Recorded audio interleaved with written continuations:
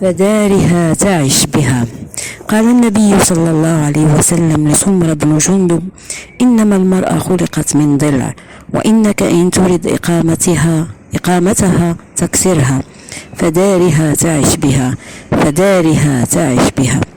الحب يوصلكما إلى العتبة فقط، ثم تبدأ الرحلة، وهي لا تحلو إلا بالاحترام حتى في لحظات الخلاف، ولا تستقيم إلا بالتغافل. مؤد وطارد للحب هو تصيد الأخطاء، ولا تستمر إلا بالتغاضي. تحملها مرة وتحملك مرة، ولا تثمر إلا بالاحتمال.